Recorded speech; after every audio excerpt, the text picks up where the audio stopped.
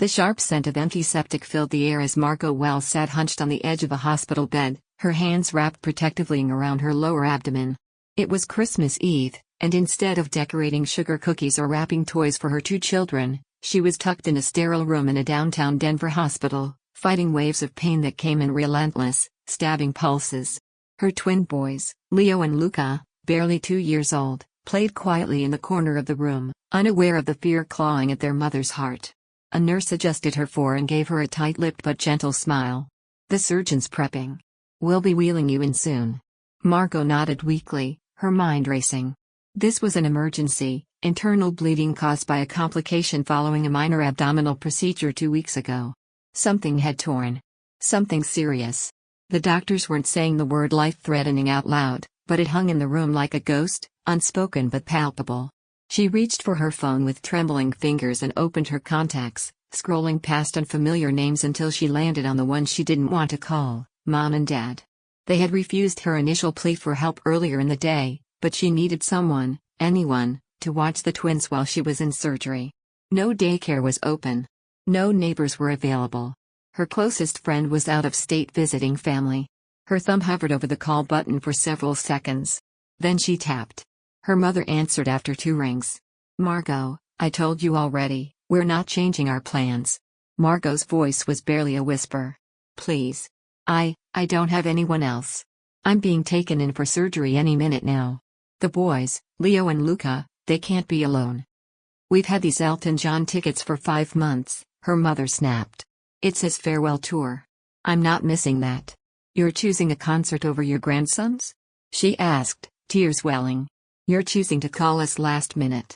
Again." Always with the drama, her father cut in. "You're 32, Margot. Figure it out. We're retired now. This isn't our job." The call ended without a goodbye. Margot stared at her phone for a moment, stunned into stillness. Not even anger, just emptiness. Nurse Corinne, who had stayed quietly in the background, approached and knelt beside her. "Do you have someone else?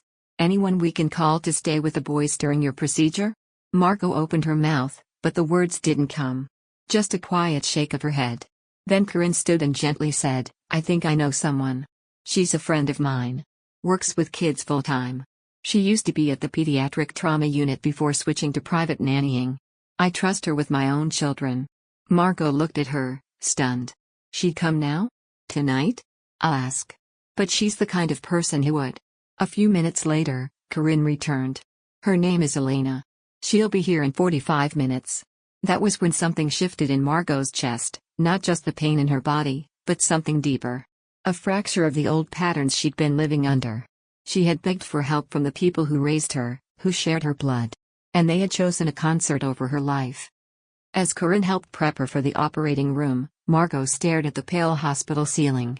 Her thoughts moved not to her parents, but to the man who'd once promised to love and protect her, Jason. He was gone now. 6 months had passed since the accident. A reckless driver had taken his life on a rainy summer morning, just blocks from home. He had gone out to buy breakfast while Margot was feeding the twins. He never came back. Since then, Margot had been holding it all together with duct tape and whispered prayers. Grieving, mothering, working remote freelance gigs whenever the boys napped. Still, every month, she transferred money to her parents' account, a promise she had made when they retired early and claimed they needed help with the mortgage. She had never missed a payment. Not even after Jason's death. Not even when it meant skipping groceries for herself. Tonight, something inside her cracked wide open. "Corinne," she said, her voice hoarse. "Can I borrow your phone a moment?" Of course. Margot unlocked her banking app and canceled the automatic monthly payment to her parents. Then, with shaking hands, she opened her messages and typed. "I won't be sending any more money. My children and I are not burdens. We're family, and you've made it clear what we mean to you. Please don't contact me again." She pressed send. And something like freedom unfurled in her chest. Elena arrived just before the gurney came. She was everything Corinne had promised, warm, grounded, and effortlessly engaging. The twins, usually shy around strangers, took to her within minutes. She knelt on the floor with him, pulling tiny animal figurines from her tote bag as if she'd known exactly what would suit them. Margot watched from the bed, heart thudding. "Thank you," she whispered. Elena looked up and smiled gently. We're going to be just fine. Go take care of yourself. As the hospital staff wheeled Margot towards surgery, the fluorescent lights above blurred into streaks. She felt pain, fear, but also a strange sense of clarity. She was finally breaking free from the twisted roots of obligation that had drained her for years. Tonight, she wasn't just fighting for her life. She was reclaiming it. The world returned slowly, first as colors behind her eyelids, then as muffled beeps and hushed voices. Margot stirred, wincing at the dull ache in her abdomen. Her mouth was dry. Her limbs, leaden. But she was alive. She blinked her eyes open and saw the familiar blur of fluorescent hospital light overhead. A moment later, Corinne's kind face came into view. "Welcome back," the nurse said gently. "Surgery went well. You're going to be okay." Margot let out a breath she hadn't realized she'd been holding. Then panic crept in. The twins. Leo and Luca. "They're fine," Corinne reassured her quickly. "Elena stayed with them all night. She even brought them back in the morning so they could see you." As if on cue, 2 sets of small feet shuffled into the room. Elena followed close behind, holding their hands. The twins lit up when they saw Margot, their little voices chiming together, "Mama." Margot teared up instantly, lifting her arms as much as the IVs would allow. "My babies." Elena knelt beside the bed, her tone soft and steady. "They've been brave. You've done an amazing job raising them." Something inside Margot swelled. She reached for Elena's hand. "Thank you. You didn't have to do any of this." "I wanted to," Elena said simply. "You needed someone. That's enough."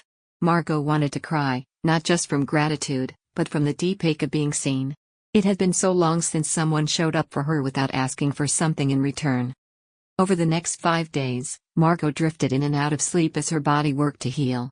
Elena rotated between caring for the twins at the hospital and taking them to Margot's apartment in the evenings so they could sleep in their own beds. Elena brought photos each morning to show Margot what the boys had been up to, eating grilled cheese on the floor picnic style, dancing in their pajamas, napping curled up with their favorite stuffed animals. Each snapshot made Margot feel less like a patient and more like a mother again. One afternoon, Corinne handed her a bag with her personal items and phone. "We thought you might want to check in." Margot hesitated. Part of her dreaded what she'd find. Her phone was overloaded with missed calls and messages. 27 missed calls from her parents. 4 from her sister, Rachel. Nearly 50 unread texts. She opened the latest from her father. "You can't just cut us off. That payment was agreed upon. We've made plans, what are we supposed to do now?" Then from her mother. "Your father and I have been nothing but supportive. You're blowing this out of proportion. We have a cruise coming up." Not one message asked about her surgery. Not one asked if the twins were okay. It was all about them. Then a message from Rachel stood out. "Hey, I just found out from Aunt Lydia that you were in surgery. Why didn't you tell me? Mom and Dad said it was just a checkup." Margot's stomach twisted. They had lied, even to her sister. She tapped out a reply with shaking fingers. "It was emergency surgery for internal bleeding. I had no one to watch the twins. I called Mom and Dad. They refused to cancel concert plans. That's why I'm cutting them off." Rachel replied almost instantly. "Oh my God. Margot, I'm so sorry. I had no idea. I would have come. They told me you were being dramatic about a routine scan. I'm furious." Margot sat with her phone in her lap, her fingers trembling. The betrayal stung anew, but there was something liberating about finally having it all out in the open. Once she was discharged, Elena helped her back home. The apartment was spotless. Toys neatly tucked into bins, dishes washed, beds made. It smelled like lemon and lavender. "I couldn't have asked for more," Margot told Elena, who was setting down a slow cooker full of soup. "You shouldn't have to ask for basics," Elena replied, smiling. "But I'm glad I could help." Later that night, when the twins were finally asleep in their room, Margot sat alone in the living room, propped up on pillows. She pulled up her bank account and stared at the recent cancellation she'd made. $2,500. Every month. Gone now. She'd been sending nearly a third of her income to 2 people who couldn't be bothered to lift a finger for her when she nearly died. Not out of contractual obligation, but because she'd been conditioned to believe she owed them everything. Now, that money would pay for things that actually mattered: childcare, groceries, maybe even restarting her emergency fund that had dwindled to nothing after Jason's passing. And for the first time in years, she felt in control. She opened a budgeting app she hadn't touched in over a year and started again from scratch. This time, she wrote a new category at the top. Self-Respect Fund. A few days later, Rachel came over, bearing a bag of groceries and a wary smile. She looked around the apartment, impressed. "You've built a beautiful life here. I had no idea how much you were carrying." "Most people didn't," Margot said softly. "I didn't exactly shout it from the rooftops." They sipped tea while the twins napped, their conversation tentative but honest. "They've always made me believe you were difficult," Rachel admitted. "That you were cold, or trying to isolate yourself. But now, I wonder if they just didn't want me to see how little they were doing." Margot nodded. "They didn't want you to see me as anything other than the problem child. I wasn't convenient. I asked for boundaries." "You don't need to explain anymore," Rachel said, reaching across the table. "I'm listening now. I want to be part of your life, the real version." It was a start. Margot didn't know if she could trust her sister completely just yet. But she appreciated the gesture. And after everything she'd been through, a small gesture felt like a mountain moved. That night, after tucking the twins in, Margot lit a candle and curled up in the armchair by the window. Outside, snow began to fall softly, blanketing the street in white. She opened her journal and wrote one simple sentence at the top of the page. "I survived. And I'm done apologizing for it." It was early January, the kind of bitter cold that snuck into your bones, no matter how many layers you wore. The world was blanketed in snow, but inside Margot's apartment, warmth reigned. The twins were giggling as they played with plastic animals in the living room, while Margot sat at the kitchen table sorting through medical bills and insurance paperwork. The pain in her abdomen was more manageable now, thanks to steady rest and Elena's help. But emotionally, things were less simple. Her phone buzzed again.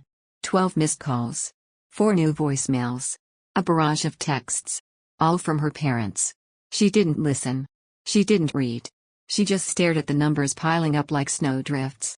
She knew the pattern by now: shock, anger, guilt, manipulation. It was like watching a storm roll in, predictable and loud but no longer terrifying. Then came the knock at the door. She paused, unsure. Elena wasn't due for another hour. She peeked through the peephole. Her heart dropped. Her parents.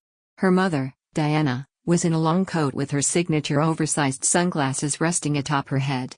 Her father, Gerald, stood stiffly beside her, a man who had always carried his ego like armor. He now looked weary, but no less entitled. Margot hesitated, then cracked the door open, just enough to speak. "Why are you here?" Her mother's voice softened, too sweet to be sincere. "Darling, we've been so worried. You haven't returned any of our calls." Margot kept the chain on the door. "You refused to help when I was being wheeled into surgery. Now you're worried?" Gerald stepped forward, his tone firmer. "This silent treatment of yours is immature. We came to resolve this misunderstanding." "It wasn't a misunderstanding. It was a choice," Margot said coldly. "You chose Elton John tickets over your daughter's life." Diana sighed, placing a manicured hand on her chest. "You're being dramatic. We had plans. We didn't realize how serious it was." Margot's jaw clenched. "I told you it was emergency surgery." "Well," Gerald huffed, "you certainly didn't make it sound urgent. Besides, we've had to cancel our cruise now, thanks to you canceling the payments. That money was never yours to depend on," Margot interrupted. "It was support. Out of love. Out of guilt. I see now it was a leash." Diana's lips trembled. "We're struggling. The mortgage is overdue. If you don't help, we could lose the house." Margot narrowed her eyes. "You've been living in a 5-bedroom house on a lake with a boat, a timeshare, and 3 vacations a year. Don't talk to me about struggling." Silence. Then Gerald's voice turned sharp. "You owe us. After everything we've done for you." Margot didn't flinch. "Tell me, what exactly have you done? You weren't at my wedding. You skipped Leo and Luca's first birthday. You refused to help when I almost died. But you never missed a direct deposit." The twins peeked out from the living room.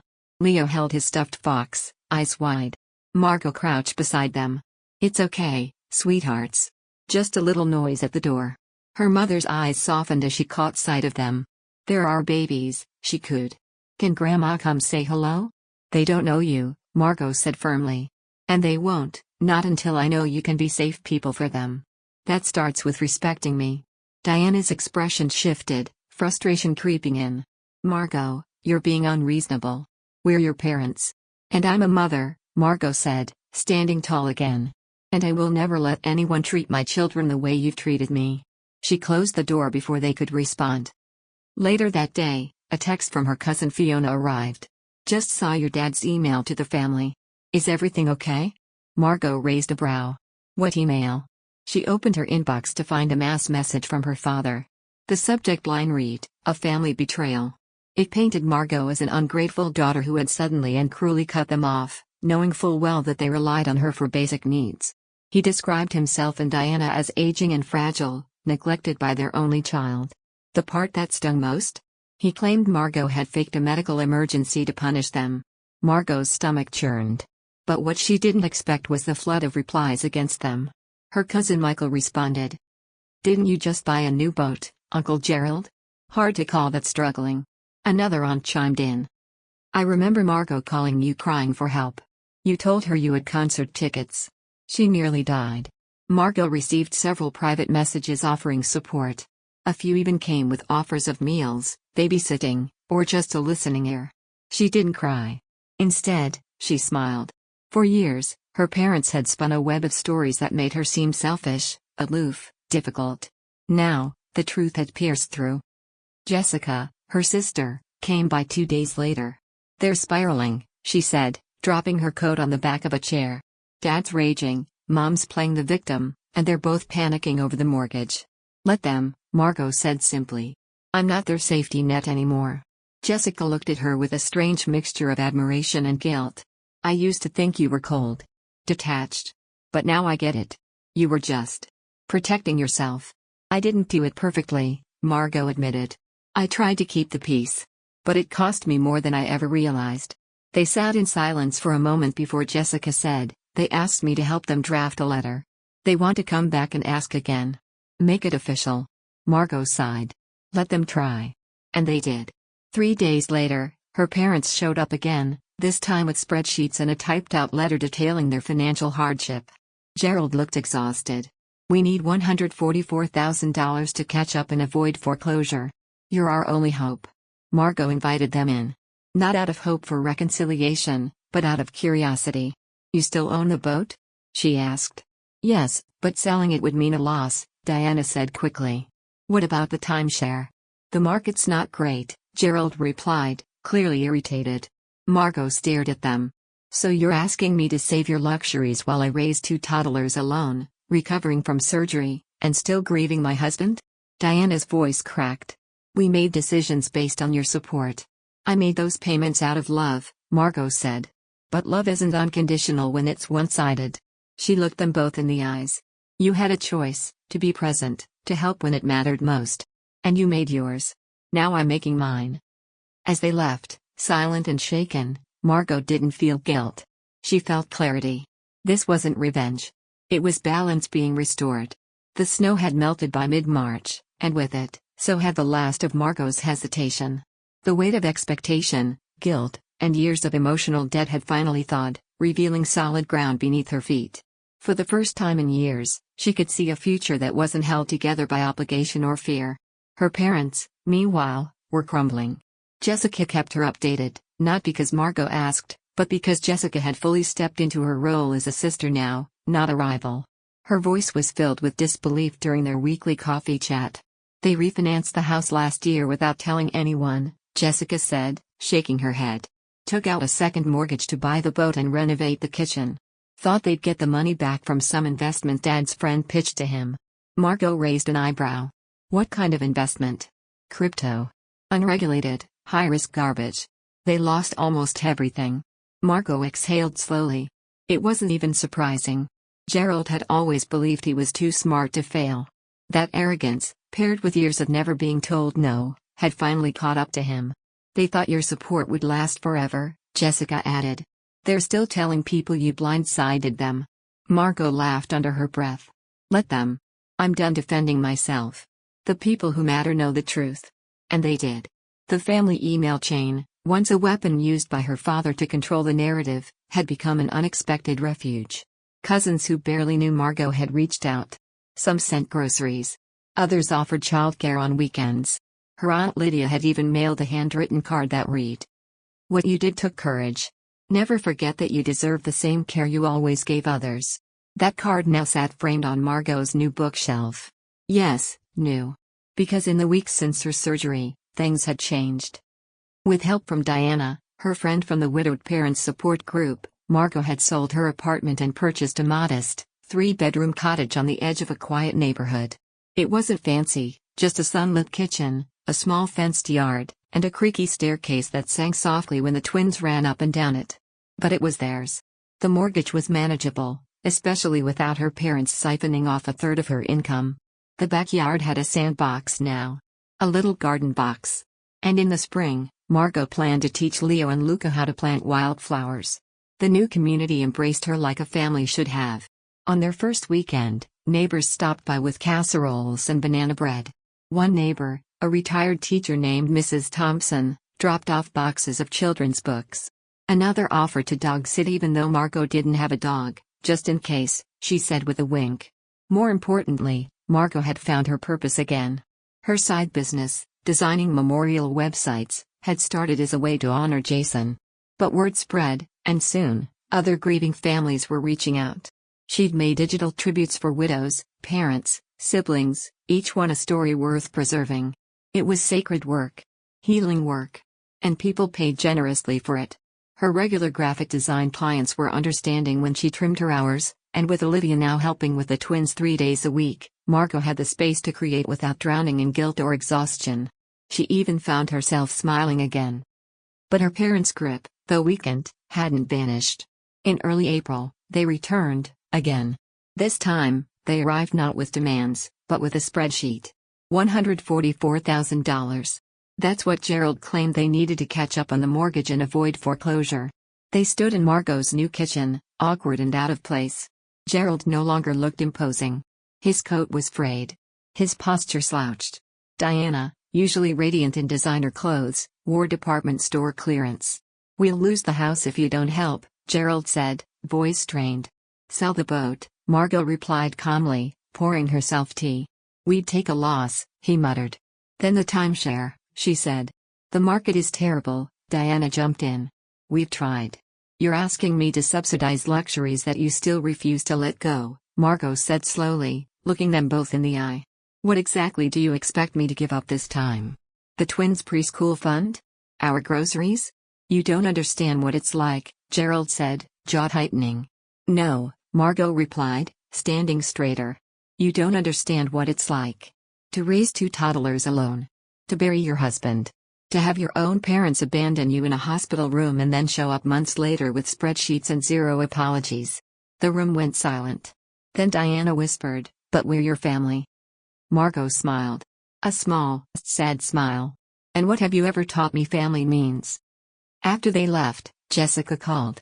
"They're panicking. Threatening to sue you. Telling extended family you're being spiteful." "I'm not worried," Margot replied. "You should see Dad," Jessica said, softer now. "He's aging. Quickly. Stress is catching up. He even cried during dinner last week." Margot hesitated. "Do you believe he regrets what he did?" "I think he regrets losing control," Jessica said. "But maybe that's the first step." By May, her parents sold the house. Jessica helped them downsize into a small condo on the edge of the city. The boat was gone. The timeshare too. Gerald had picked up a part-time job at a hardware store. Diana, surprisingly, was working at a local boutique. "They're surviving," Jessica told Margot over lunch. "Barely. But they're not your responsibility anymore." "I know," Margot said, and meant it. Because for the first time, she wasn't looking over her shoulder. She wasn't second-guessing her boundaries. She was present. Whole. Living. That night, she walked the twins into their new backyard, holding their tiny hands as they tiptoed barefoot through the grass. Leo pointed to the stars. "Daddy's up there, right?" Margot swallowed the lump in her throat. "Yes, sweetheart. He's always watching." Luca tugged her sleeve. "Can he see our flowers?" Margot nodded, kneeling between them. "He can see everything." The boys nestled into her lap as she wrapped her arms around them, the cool air brushing gently across their skin. In that moment, she realized she had given her children everything she never had: safety, honesty, unconditional love. And she would keep giving it. Not because she owed it, but because they deserved it. Summer arrived with the scent of honeysuckle and the sound of Leo and Luca's laughter echoing through the backyard. The garden Margot had started in early spring was now blooming, wildflowers dancing in the breeze, tomato plants heavy with fruit. Her life, too, had blossomed. The twins were thriving. Her memorial website business had gained traction, and for the first time since Jason's death, Margot felt she wasn't just surviving, she was living. She hadn't spoken to her parents in months. Until the letter arrived. A real, handwritten letter. Cream-colored envelope. Her mother's delicate script. She stared at it for a long time before opening it. Inside was a 3-page apology. It wasn't flowery. It wasn't manipulative. It was raw. Watching you build a life without us has forced me to confront things I never wanted to admit, her mother had written. I've realized I used my role as your mother as a means of control, not care. You didn't need money. You needed support. And I failed you, over and over. No requests for money. No mention of bills or cruises. Just regret. Your strength humbled me. Your absence broke something in me I didn't even know could break. Margot read the letter 3 times. Then set it aside. She didn't cry. She didn't rage. She just felt the weight of years unlatching from her shoulders, bit by bit. A few days later, Jessica visited, carrying a tray of lemon muffins. They've changed, she said, setting them on the table. Not overnight. But therapy has helped. Dad still struggles, but he listens now. They talk about you differently. With guilt. With sadness. They miss the twins. They don't even know them, Margot replied. They want to, Jessica said gently. But they understand that it's not up to them anymore. 3 weeks later, Margot agreed to meet them. Neutral ground, a cafe halfway between her new neighborhood and their condo. She wore a sundress, simple and soft. No armor. No makeup. Just herself. When she arrived, they were already seated. And Margot almost didn't recognize them. Her father, once so proud, so brash, now sat with hunched shoulders, a weathered face, hands nervously twisting a napkin. Her mother wore no designer labels, only a simple cardigan. Her expression was cautious, uncertain. They stood when she approached, but she raised a hand to stop them. Let's not pretend we're something we're not. Sit. They obeyed. The silence stretched for a minute before her father cleared his throat. Thank you for coming. I'm here because I received your letter, she said to her mother. And because Jessica vouched for your sincerity. Diana's voice cracked. I meant every word. I'm not here to argue, Margot said calmly. I've made peace with the past. What I need now is clarity about the future. Her father nodded. We want to earn your trust back. You may never fully earn it, Margot said. But if you want to know Leo and Luca, there are conditions. Her mother looked up, hopeful. Anything. Margot placed a typed paper on the table. Here's what I need from you, both of you. No unannounced visits. No questioning my decisions as a parent. No comments about my work, my finances, or my boundaries. If I feel disrespected even once, the door closes again. Permanently. Gerald blinked, reading the list. You wrote rules for us? I wrote standards, Margot replied. You had decades to set the tone. Now, it's mine. Her mother looked on the verge of tears. We'll follow every word. And you will start with supervised visits only, Margot continued. If Leo or Luca feel uncomfortable, it stops. I will not sacrifice their sense of safety for your feelings. Her father swallowed hard. Understood. And one more thing, she added, voice firm. You will never again speak of that money. Not to me. Not to family. Not to anyone. You took and took and took. Now, I live by what I earn. So do you. Silence followed. Then her father nodded slowly. You're right. Her mother wiped her eyes. I'm so sorry, Margot. For everything. Margot didn't respond. She just stood, gathered her bag, and said, I'll be in touch. The following Sunday, the first supervised visit happened. Margot invited her parents to her backyard while Olivia stayed close, just in case. The twins were wary at first. But Diana knelt in the grass, patient and quiet, offering them bubbles and sidewalk chalk. Gerald didn't say much, but he watched the boys play with a look Margot hadn't seen before, gentle, perhaps even reverent. They didn't try to impress. They didn't overstep. It wasn't perfect. But it was a beginning. Over the next few months, Margot allowed slow access. Backyard afternoons. Story time visits. All supervised, all conditional. Her parents never complained. Never pushed. They followed her lead. And Margot found that maybe, with distance and boundaries and therapy, people could change. But even if they didn't, she knew this. She was no longer the daughter who begged for attention. No longer the woman who handed over her peace for someone else's comfort. No longer afraid to say no. She was a mother. A protector. A builder. One evening, after a particularly joyful visit where Gerald helped the boys plant new seeds in the garden, Margot sat on the porch with Jessica. "They've come a long way," her sister said. "They have," Margot agreed. "But I'll never forget what it took for them to get here." Jessica nodded. "You're right not to." They clinked iced tea glasses together. "To growth," Jessica said. "To boundaries," Margot added. "To finally choosing ourselves," Jessica finished with a grin. And for once, Margot laughed freely, light, genuine, and full of something she hadn't felt in years. Peace.